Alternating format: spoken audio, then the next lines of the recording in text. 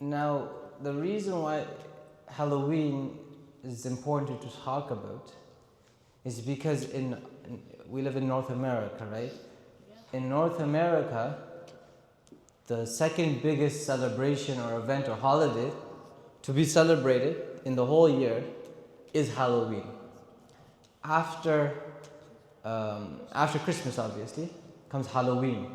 Understand? That's the most celebrated, the biggest holiday, and people spend billions of dollars on it. In 2023, people spent approximately $15 billion on just candy, decorations, and costumes. Understand? Billions of dollars throughout the world. So it's a big thing that happens mainly in North America, but all over the world. Now, it seems like it's just a fun thing that we get lots of candy. Know where does Halloween really come from, and then we can see whether we should participate in it or not. So let's go. We have to go back, far, a long time ago. 2,000 years ago. 2,000 years ago was around when Isa alayhi salam came to the earth. So 2,000 years ago. But Isa alayhi salam was in Palestine. At the same time, around when Isa alayhi salam was in Palestine, in Ireland. You guys know where Ireland is? Yes. So Ireland, over there were people who we call the Celtic people. These Celtic people were not Christians. They weren't Christians. They obviously weren't Muslims. They were something we call pagans. Pagans. Pagans are those people who believe in multiple gods, God of death, God of life, God of the earth, God of the skies, God of night. They believe in all these gods. They believe in spirits. They worship random things, like they worship the sun one day, they'll worship the fire, they'll worship random things. These are pagans. So these people, 2,000 years ago, in Ireland, who we call the Celtic people, they had a celebration. They believed that the year is split into two parts. The year is split into two parts. Half of the year is a happy, joyful, good part of the year. And another half of the year is sad, it's gloomy, it's scary, and it's dark. So half of the year is good, half of the year is bad. Half of the year is bright, and half of the year is dark and gloomy. The good half was summer and spring. And the gloomy half was fall and winter. Because even in winter, what happens? The days get shorter, the nights get longer. In winter, everything starts to die. The plants start to die. It gets cold. People can't go outside that much. In spring and summer, people are able to grow stuff. The days are very long. The weather is good. Plants are growing. When you have a farm, all your plants are growing. Everything is looking good. So they split the year into two halves. And they said that the gloomy half would begin on November 1st. To them, the gloomy half, the bad half, begins on November 1st. So, on October 31st, the day before, they would have a festival. For two reasons. On October 31st, the night before they would call it the New Year, the night before November 1st, they would have a festival. And the title of this festival was called the Samhain Festival. The Samhain Festival, the reason they had this festival was for two reasons. One is to celebrate all the good half, because they got lots of fruits and vegetables and harvest and plants, and it was a good half of the year. So to celebrate the good half. And the second reason was to prepare for the sad or the gloomy half of the year. Two reasons. Celebrate the good half, prepare for the gloomy half. And on this night, since the gloomy half is about to come, they thought that on the night of October 31st, they used to believe in two things. They used to believe in the world of the dead and the world of the living.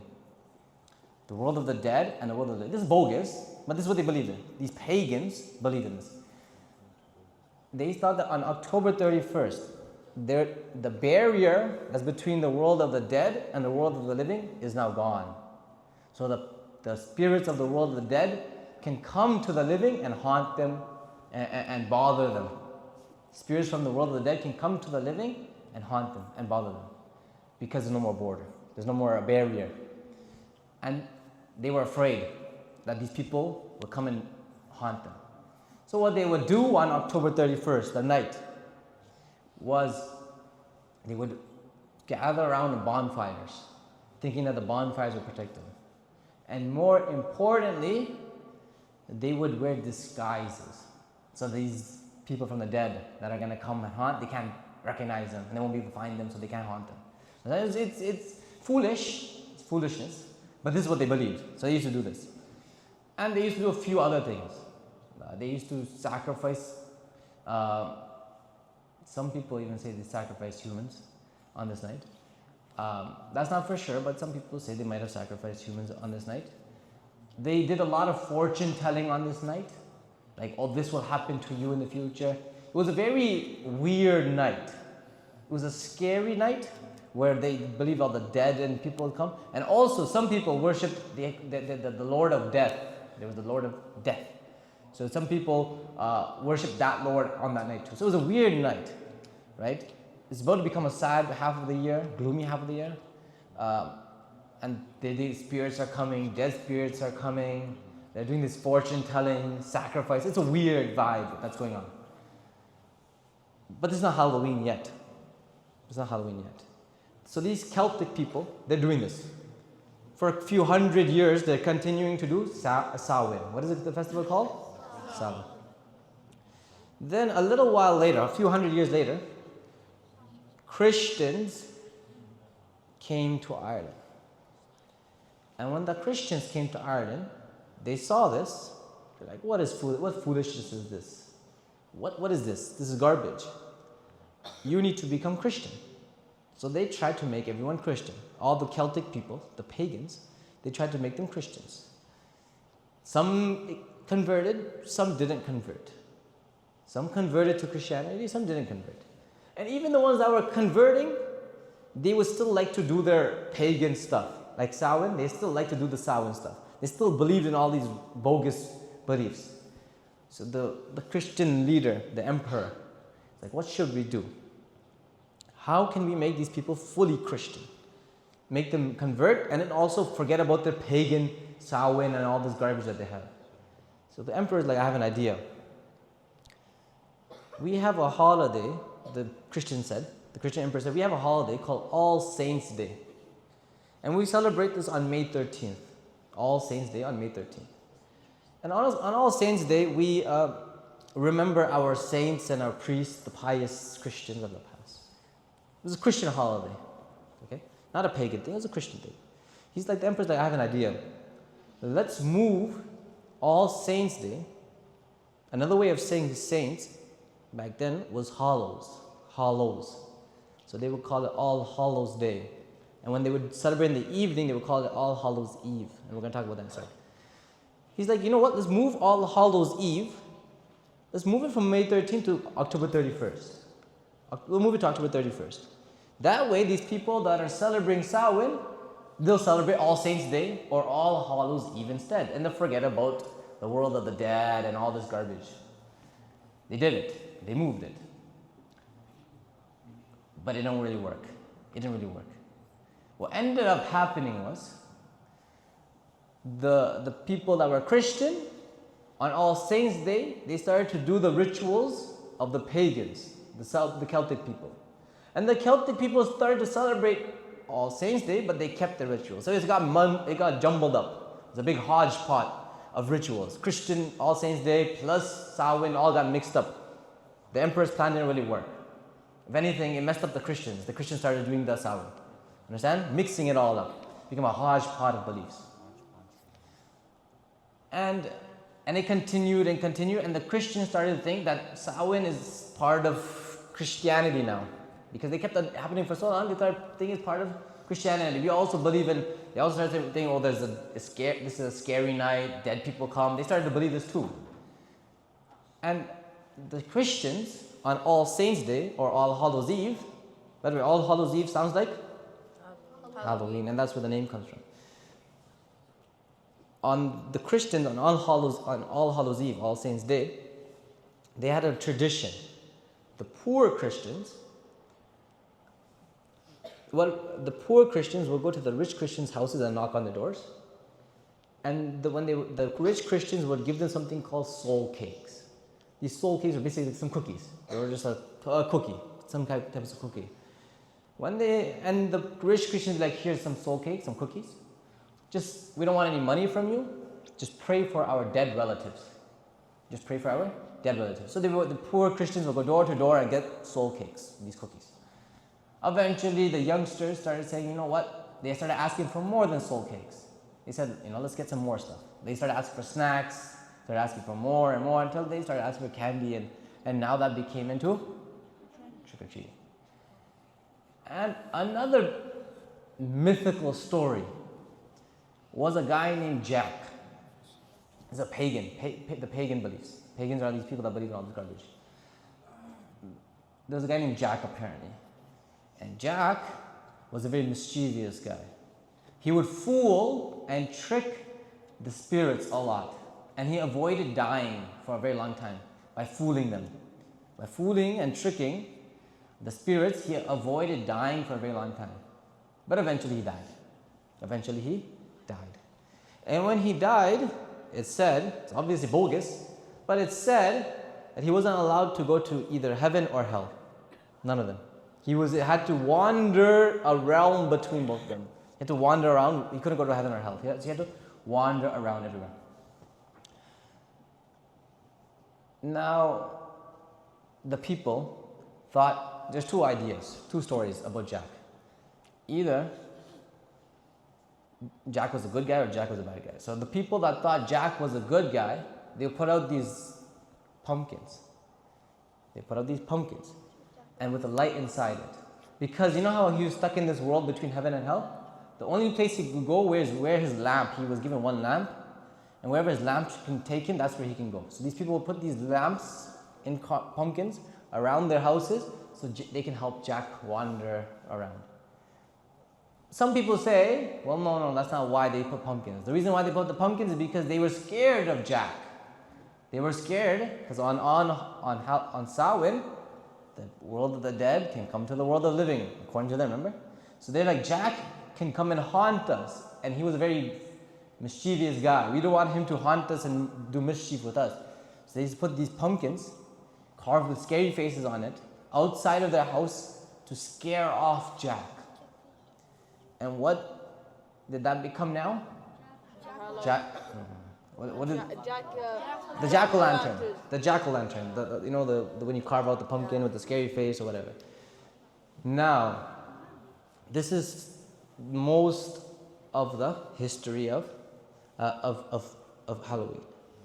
It came not from only Christian beliefs, trick-or-treating, the soul cakes, but a lot of it came from pagan beliefs. Pagan beliefs, which is shirk, right? After understanding where it comes from, where the roots are, even though nowadays you might not think about it, but where does it actually come from? After realizing where it actually comes from, is this something that a believer, that a Muslim should be okay with? No. It definitely is not. Look, I'm going to say only 2-3 things of why we shouldn't do it. When someone celebrates Halloween, a Muslim celebrates Halloween, he dresses up, he goes trick-or-treating. No one is saying that you believe in what the pagans believed in. I'm not saying you believe in what the Celtic people believed in. I'm not saying you believe in the Samhain and all that. No one is saying you believe in that. No one's saying you believe in this shirk. But what I am saying is, when you celebrate Halloween, you might not be believing in it, but the least you're doing is you're saying that I don't have that big of a problem with all these pagan beliefs. I don't really have that big of a problem with all these rituals. I don't really have that big of a problem with this shirk that these people did. That's what you're basically saying. I'm not saying you believe in shirk. I'm not saying you believe in them. But I'm saying that you're in a way, you're saying, I'm a little bit okay with it. And are Muslims ever even a little bit okay with shirk? Are Muslims ever even a little bit okay with shirk? No. Are we ever even a little bit okay with all these pagan rituals and pagan beliefs? Never. So when you are celebrating something that has the same roots as that, you're in a way saying, I am okay with it. And we should never be okay with it. Does that make sense? Otherwise, and I feel like this could happen to us. First of all, Nabi Sallallahu Alaihi Wasallam said that whoever copies another nation, he is from amongst them. As in, on the day of judgment, he'll be raised with them. So if you copy the Celtic people in their traditions, in their practices, in their rituals, then there's a chance you will be with them on the day of judgment. And there's one Sahabi, Abdullah ibn Amr radiallahu anhu, he would say that whoever moves to a different country, and in that country he finds that these people are celebrating a holiday, and says, you know what, I'm going to celebrate this holiday too. And he starts to copy their holiday. And he dies like this. Then on the day of judgment, he'll be raised with these people. So if you're going to come and copy the Christians in Christmas and Halloween and stuff, according to Abdullah ibn Amr, who's a Sahabi who learned from the Prophet, you would be raised with them on the day of judgment. But even more dangerous is this. I'll tell you what's more dangerous. What happened to the Christians could happen to us. The Christians have a bad habit. What is the Christian's bad habit? The Christian's bad habit is to keep on saying, it's okay, it's okay, it's okay. It's not a big deal, it's not a big deal, it's not a big deal. Just allow it, just allow it, just allow it. They have this problem. And this problem made them lose their All Saints' Day. They had a day where they're remembering their saints. All Saints' Day. They lost that day. Now no one celebrates All Saints' Day. They celebrate Halloween instead, the Celtic ritual. So that made them lose their own whole holiday. Because they're like, Halloween, okay, just one belief of the Celtics, another belief of the Celtics. We copy them in this, we copy them in this. And now they lost their All Saints' Day, and they're following the pagans completely. This happened to them so much. They're not supposed to be drinking alcohol. But it's okay, it's not that much, not that big of a deal. Now they drink alcohol like it's nothing. They're not supposed to be eating pork. But it's not a big deal. It's not a big deal. And now they eat it like it's nothing, like it's no big deal. To the extent that in their religion even in their religion, you've probably heard about it in school, the LGBT thing. In their religion, even that's not allowed. For sure not allowed. But I personally have seen churches with the LGBT, the rainbow flag on them. Why did this happen to them? Because they made they're very like, it's not a big deal. Just one small thing. And if we copy them in this, if we start to copy them in this, it's scary, but a scary chance that something like this happens to Muslims. Now if you go to a Christian, the only thing a Christian says, I believe in Jesus is God, and that's it. Like, they don't really have any Christianity left in them. Otherwise, well, imagine this, somebody says, I believe in Allah, but they don't have any Islam left in them. We have an identity, and we're proud of that identity. We're going to stay firm on that identity. You know Umar radiallahu anhu? Yes. Umar radiallahu anhu, he was a mountain of a man, he was a lion of a man. Before Islam, people were scared of him. When Umar radiallahu anhu came to accept Islam, he came, knocked on the door of the Prophet ﷺ, and the Sahaba were there. When the Sahabi saw it's Umar, he started to shake. And he came to the Prophet ﷺ all scared. He said, it's Umar's here, what are we going to do? This is before he became Muslim. They were scared of him. But when Umar radiallahu anhu became Muslim, after a long time, he said that we were a disgraced people. We were nobodies. We were wasted people. And Allah gave us honor through Islam. Umar had honor. People were scared of him. But he said Allah gave us true honor with Islam. The question about Halloween is not whether it's halal or haram right now. Forget if it's halal or haram. The question is, how proud of Islam are you? Are you willing to give up Islam like the Christians gave up Christianity? No. We are proud and we're going to hold firm to it. No matter what, no matter who comes. Because we know that this identity will take us to Jannah. No matter what people say. Allah says in the Quran that the real believers, لا يخافوا, they don't fear لَوْمَةَ لَائِمٍ. When it comes to the deen of Allah, what the people say these Muslims are backwards, these people are not following our Halloween, they don't want to go trick-or-treating, they don't want to celebrate Christmas, they don't want to say Merry Christmas to us, they don't want to dress up, Muslims are weird. A believer, لا يخاف في الله لومة لائم. They don't fear that what people say, they don't care. We know our Islam is true, we will hold on to it no matter who comes, no matter what comes. And I'll end with this.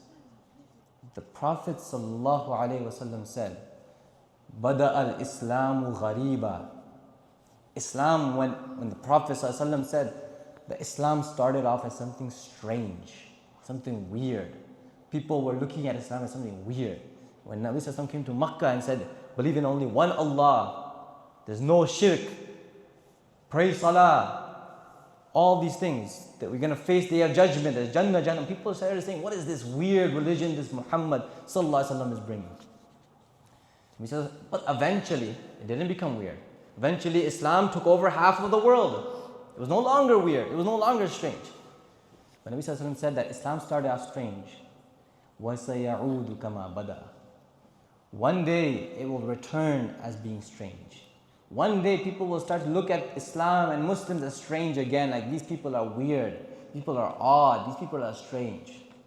And I think that's happening. But then what did Nabi Sallallahu Alaihi Wasallam say? He said right after that, he said, it started off strange. It's going to turn strange again. فَطُوبَى لِلْغُرَبَى. Good news that the people who are looked at as strange for being firm on their Islam, those people should take good news of Jannah, good news of the happiness of Allah, good news of the pleasure of Allah, and good news that inshallah you'll be with the Prophet ﷺ in Jannah. So it doesn't matter if you looked at strange. So you don't always have to go with the flow. They say go with the flow. No, you don't always have to go with the flow. If the flow is going to Jannah, go with the flow. If the flow is going to Jannah, with the flow. But if the flow is going to Jahannam, I don't think you want to go with the flow. You got to go against the flow. And if you're standing in the middle of a river, and the river is going this way, and you're walking that way, it's going to be hard. If you've ever done it. If you walked in the middle of a river that's going this way, it's hard. The water's pushing you. Understand? So what if it's hard? Is Jannah not worth it? Is keeping Islam alive not worth it? It is worth it. Understand? So no matter what happens, the point that what Halloween teaches us is not whether Halloween is halal or haram. It's not permissible to do all these things. But more importantly, it teaches us that don't lose our Islam like the Christians lost their Christianity. Does that make sense? Don't need to follow what they do. Understand? We have our own identity, and we have a better identity than them, inshallah. That is what Halloween teaches us. It has pagan roots, pagan background, Christian roots. Because of that, we will never be okay with it. We should never be okay with it. We will not celebrate it because it shows that we're okay with it. And we're not going to celebrate it because we're proud Muslims. Alright, inshallah? May Allah Ta'ala keep us all steadfast on Iman. May Allah Ta'ala keep us away from all these it's called societal pressure. When society tries to pressure you to live a certain way. We don't need to follow society. Understand? And may Allah Ta'ala, and we have Eid. Understand? We have Eid. We have more than enough stuff. Jal.